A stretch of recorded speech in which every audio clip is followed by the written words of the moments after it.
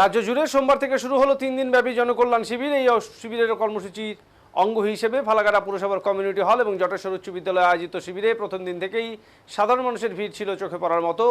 সরকারি বিভিন্ন পরিষেবা ও প্রকল্পের সুবিধা গ্রহণের আশায় সকাল থেকেই বহু মানুষ শিবিরে ভিড় জমান।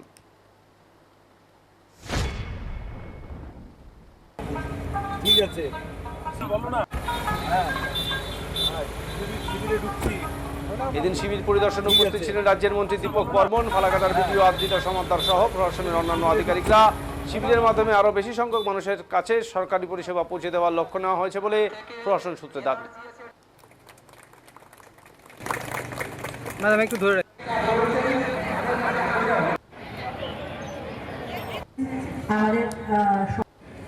প্রধান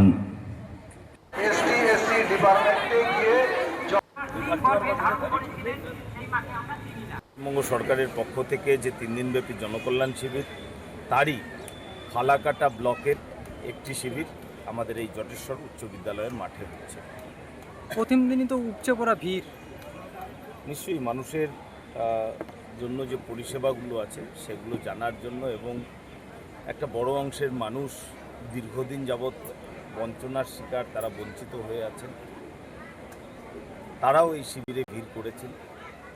আমাদের সর্বস্তরের কর্মীরা, মানে বিডিও অফিসের কর্মী, আমাদের পঞ্চায়েত অফিসের কর্মী যারা আছেন, তারা সবাই এখানে বসে আছেন। তারা প্রত্যেকে অত্যন্ত ধৈর্যের সঙ্গে প্রত্যেকটি মানুষকে তাদের বিষয়গুলো জানানোর চেষ্টা করছেন।